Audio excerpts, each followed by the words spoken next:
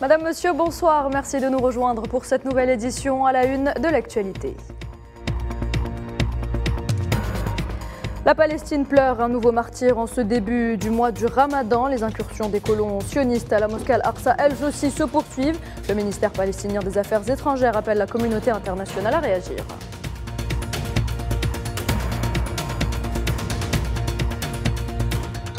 Le président colombien Gustavo Petro plaide pour l'inclusion de la nation sahraoui au sommet ibéro-américain en tant que pays observateur.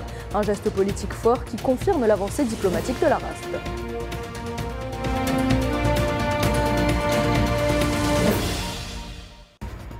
Kamala Harris entame une tournée en Afrique. La vice-présidente américaine est arrivée au Ghana avant de se rendre en Tanzanie et en Zambie. Objectif, renforcer les liens entre Washington et le continent.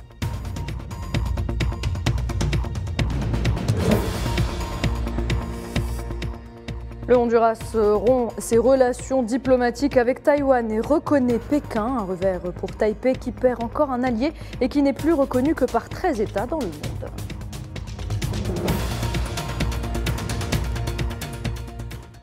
Bienvenue à toutes et à tous si vous nous rejoignez. C'est donc un mois de Ramadan sanglant qui s'annonce pour les Palestiniens. L'escalade observée ces derniers mois se poursuit et s'intensifie avec l'assassinat ce dimanche d'un jeune Palestinien à Al-Jalil. S'ajoutent à cela les incursions répétées à la mosquée Al-Aqsa, une provocation de plus condamnée par le ministère palestinien des Affaires étrangères, Nailaït Hamouda. Le monstre sioniste poursuit sa politique de répression. Les actes de violence et d'agression se multiplient contre le peuple palestinien, avec cette fois-ci en toile de fond le mois de Ramadan. Un jeune Palestinien a été lâchement assassiné par les forces d'occupation sionistes à Kafr Yassouf, dans la ville d'Al-Jalil. Les exactions sionistes contre le peuple palestinien ne faiblissent pas. La ville d'Al-Quds occupée a été elle aussi la cible de provocations et de violences de plus en plus flagrantes. La dimension spirituelle et religieuse de l'esplanade des mosquées vient s'ajouter pour le monde musulman, celle du mois le plus sacré de l'islam. Les provocations initiées par l'extrême droite sioniste ont ainsi visé un lieu et une période doublement vénérés par les musulmans du monde entier. Sous une haute protection sioniste, des dizaines de colons ont pris d'assaut ce matin la mosquée d'Al-Aqsa. Les forces d'occupation ont chassé de force la police palestinienne ainsi que les fidèles qui s'y trouvaient à l'intérieur. Ils ont empêché, comme à chaque fois, les Palestiniens de pratiquer leur droit de culte. Le ministère des Affaires étrangères palestinien a condamné les incursions provocatrices continues dans la mosquée Al-Aqsa.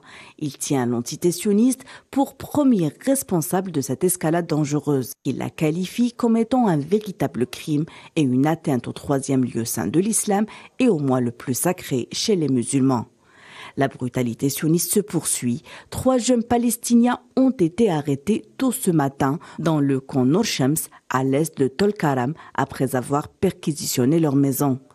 Rien ne semble arrêter la horde sauvage. Les forces d'occupation ont imposé aujourd'hui des mesures militaires strictes dans la ville de Naplouse, en Cisjordanie occupée. Ils ont scellé le barrage militaire de Hawara ainsi que la porte Al-Morabba et le rond-point d'Ir Sharaf.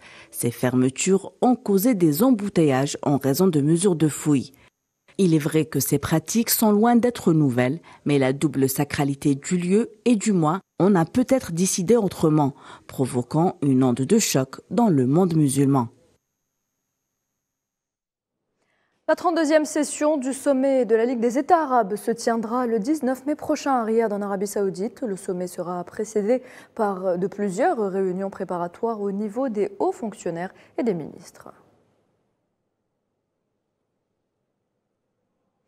Retour à présent sur ce geste politique fort du président colombien lors du sommet ibéro-américain. Gustavo Petro a plaidé pour l'inclusion de la nation sahraoui dans cette organisation multilatérale et ce en présence du roi d'Espagne mais aussi du chef du gouvernement espagnol. Une position forte, nous le disions, qui confirme donc la tendance de l'avancée diplomatique de la race et de la cause légitime du peuple sahraoui qui n'en finit pas de gagner en soutien, surtout dans la région latino-américaine et caribéenne. Sofiane Baroudi. Les acquis diplomatiques s'enchaînent pour la cause du peuple du Sahara occidental. Après l'accueil triomphal réservé au président sahraoui Brahim Ghali lors de la visite d'État qu'il a conduite au Venezuela, conclue par la signature de nombreux accords bilatéraux à teneur stratégique entre la RASD et la République bolivarienne du Venezuela, qui a réitéré à travers le président Nicolás Maduro le plein engagement de Caracas au soutien sans faille des aspirations du peuple sahraoui à l'autodétermination et à l'indépendance. Le président colombien Gustavo Petro a pour sa part proposé à l'occasion du sommet ibéro-américain de Saint-Domingue la nécessité de construire des ponts avec le continent africain. Le mandataire colombien a également demandé l'élargissement de ce cadre multilatéral à la nation sahraoui, en dotant la RASD du statut d'observateur afin de réparer ce qu'il a qualifié d'injustice. Pour rappel, la première décision en matière de politique étrangère de Petro, après son investiture à Bogota, a été la relance des relations diplomatiques entre son pays et la République arabe sahraoui démocratique. Le président colombien a énoncé ses propositions en face du roi d'Espagne et du chef du gouvernement Pedro Sánchez, coupable d'un revirement aux antipodes des responsabilités historiques et internationales de Madrid, concernant la question de la décolonisation du Sahara occidental. La position de Sánchez est considérée comme une trahison par de nombreux courants politiques ibéro-américains qui soutiennent la lutte légitime du peuple du Sahara occidental et condamnent le rapprochement colonial entre Madrid et Rabat, puissance occupante des territoires sahraouis en violation du droit international. La proposition du président colombien n'est pas en soi une innovation. Le statut d'observateur existe et il a été octroyé à une douzaine de pays dans le royaume du Maroc. Gustavo Petro a néanmoins réussi un geste politique très fort, réaffirmant tout à la fois la solidarité de son pays avec la nation sahraoui, la responsabilité historique de l'Espagne, ainsi que le soutien sans faille à la lutte du peuple du Sahara occidental pour son droit légitime à disposer de lui-même et à jouir de son indépendance. Et la deuxième vice-présidente du gouvernement espagnol et ministre du Travail et de l'économie sociale, Yolanda Díaz, a exprimé elle aussi son soutien à la cause du peuple sahraoui, contredisant ainsi la position du Premier ministre Pedro Sánchez à propos du Sahara occidental occupé par le Maroc.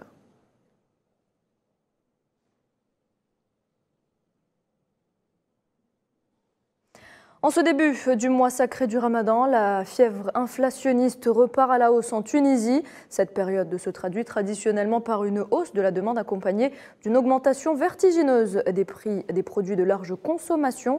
Je vous propose justement de suivre ce reportage de notre envoyé spécial à Tunis, Mohamed Wali Ben Chaban. Au marché central de la capitale tunisienne, les prix des produits alimentaires connaissent depuis ce début du mois sacré de Ramadan une hausse considérable par rapport aux prix appliqués précédemment.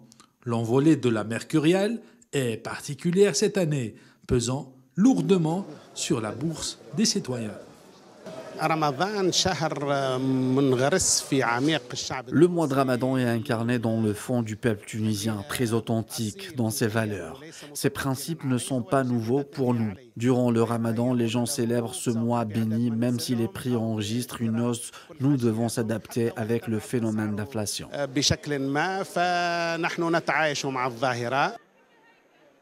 Pour les Tunisiens, la stabilisation des prix et enrayer cette vague haussière demeure un objectif parfois difficile à atteindre, mais qui reste quand même faisable. Il y a des choses qu'on peut réaliser avec beaucoup de patience. On veut tous être honnêtes et sincères. C'est ce qui compte le plus actuellement, car toute période difficile ne dure pas. La nourriture des Tunisiens est diversifiée. On peut soit compliquer la situation ou simplifier les choses. L'inflation mondiale a connu une hausse conséquente. La Tunisie est durement impactée par ces tendances inflationnistes où les prix des produits alimentaires ont explosé.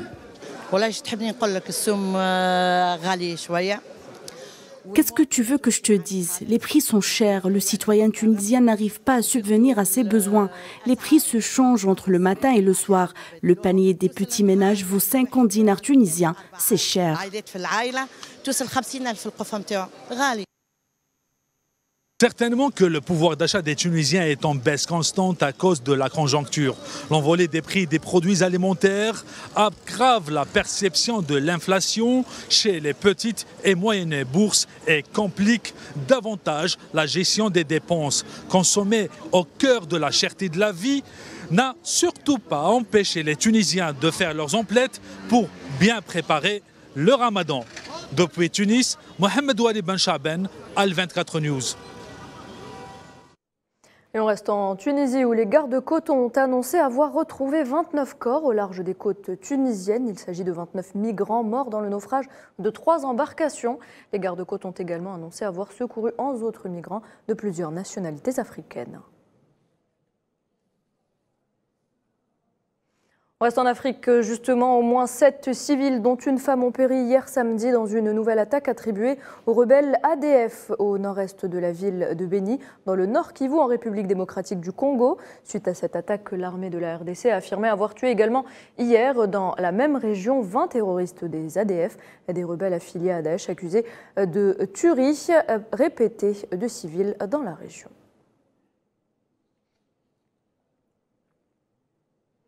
Direction le Soudan à présent. Le pays entre dans la phase finale de son processus politique et l'armée soudanaise sera placée sous la direction d'un nouveau gouvernement civil. C'est ce qu'a déclaré le chef du Conseil de souveraineté soudanais Abdel Fattah al-Burhan lors d'une conférence sur la sécurité et la réforme militaire tenue à Khartoum. Al-Burhan qui a ajouté que son pays construirait une force militaire qui n'interviendrait pas dans la politique et qui bénéficierait de la confiance du peuple soudanais dans la construction d'un État moderne et démocratique. Et on referme le dossier africain avec cette tournée de la vice-présidente américaine sur le continent. Kamala Harris est arrivée ce dimanche au Ghana avant de se rendre en Tanzanie et en Zambie. Au menu de cette tournée, le développement économique, le changement climatique, la sécurité alimentaire et la croissance, la forte croissance de la couche juvénile sur le continent. Le tout au moment où l'Afrique est considérée par Washington comme un lieu d'investissement et pas seulement d'aide.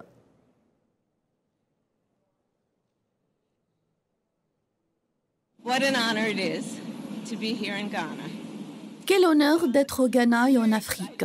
Je suis très enthousiaste quant à l'avenir de l'Afrique. Je suis très enthousiaste quant à l'impact de l'avenir de l'Afrique. The future of Africa on the rest of the world, including the United States of America. Dans l'actualité également, la Russie prévoit le déploiement d'armes nucléaires tactiques en Biélorussie et donc aux portes de l'Union européenne. C'est ce qu'a annoncé le président russe en réaction à la fourniture par Londres à Kiev d'obus à l'uranium appauvri. Vladimir Poutine qui a rappelé que Washington faisait de même avec ses alliés. Regardez. Quant à nos négociations avec Alexandre Loukachenko avec la Biélorussie, le prétexte était la déclaration du secrétaire britannique à la Défense, selon laquelle ils allaient livrer des charges d'uranium appauvri à l'Ukraine. C'est toujours lié aux technologies nucléaires, c'est évident. Cependant, même hors contexte de ces événements et de cette déclaration, Alexandre Loukachenko soulève depuis longtemps la question du déploiement d'armes nucléaires tactiques russes en Biélorussie. Et la réaction de Kiev ne s'est pas fait attendre. Au lendemain de cette annonce du président Poutine, l'Ukraine a demandé une réunion d'urgence du Conseil de sécurité de l'ONU.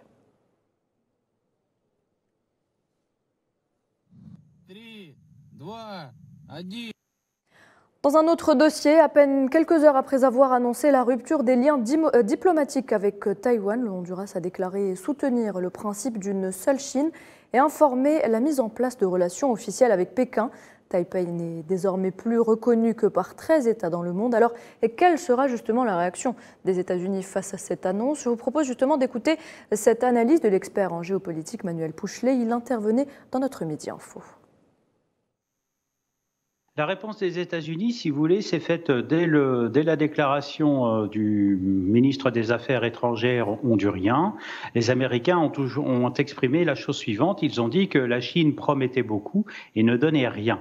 Voilà, ça c'est cette première réaction. Mais si vous voulez, c'est quand même une portée diplomatique où également Taïwan s'est exprimé sur le sujet, où Taïwan a répliqué par son ministre également des Affaires étrangères en disant tout simplement que le Honduras s'était laissé séduire par la Chine et si vous voulez, et avait même même déjà aussi sollicité le gouvernement de Taipei pour obtenir de l'aide. D'après Taipei, le Honduras a finalement comparé les offres d'aide de développement, puisqu'il s'agit de budgets quand même conséquents qui se chiffrent à plusieurs milliards. Nous assistons aussi, si vous voulez, à la nouvelle diplomatie qui vient d'être lancée par l'arrivée de M. Gang aux affaires étrangères et en même temps à l'application tant dans la lettre que dans l'esprit des dernières orientations, on va dire, de relations internationales arrêtées par Pékin au moment du 20e congrès du PCC chinois en octobre dernier. Et place au sport, 4e journée des éliminatoires de la CAN 2023. 24 heures nous séparent du coup d'envoi de la rencontre opposant l'Algérie au Niger, un match retour qui se jouera à Tunis. Les coéquipiers de Riyad Mahrez ont rallié cet après-midi la capitale tunisienne.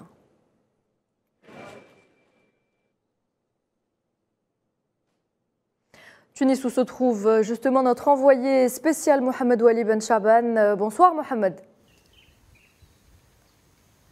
Bonsoir Nouhed. Alors la rencontre ne se jouera finalement pas à huis clos comme c'était prévu. Les autorités tunisiennes ont finalement décidé d'autoriser l'entrée gratuite aux supporters des Fennecs. Exactement, Nouhed. En fait, nous sommes maintenant en direct des lieux de la résidence de l'équipe nationale, l'hôtel Sheraton. Pour l'ambiance ou pour la gratuité est assurée pleinement pour tous les supporters désirant assister à cette rencontre. Permettez-moi, Nouhed, de revenir un peu en arrière. À peine l'avion transportant les joueurs de l'équipe nationale atterrit à l'aéroport international Carthage, l'ambassadeur de l'Algérie en Tunisie, M. Boualel Azzouz, a accueilli les joueurs algériens ainsi que le président de la fédération algérienne, M. Djahid Zvesef, chef de la délégation. S'agissant de la rencontre, avec beaucoup de concentration, les joueurs s'apprêtent à affronter cette équipe du Niger très coriace qui a causé beaucoup de problèmes lors du match aller. Les joueurs sont concentrés.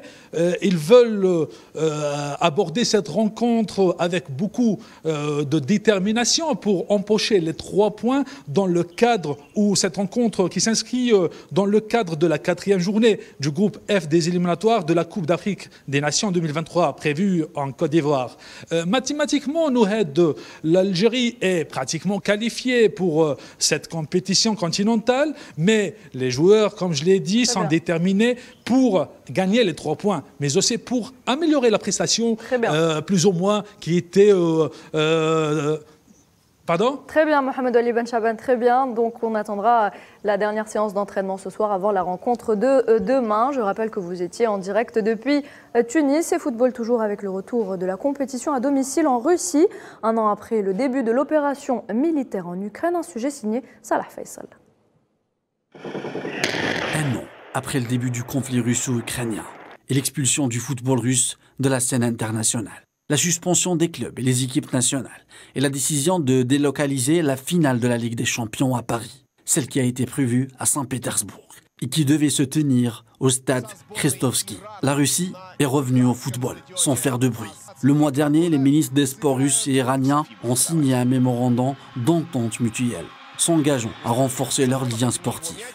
Le 23 mars, la Russie a affronté l'Iran en amical à Téhéran. Au stade Azadi, le match est terminé sur le score d'un but partout. Anton Miranchuk a donné l'avantage aux Russes à la 28e minute.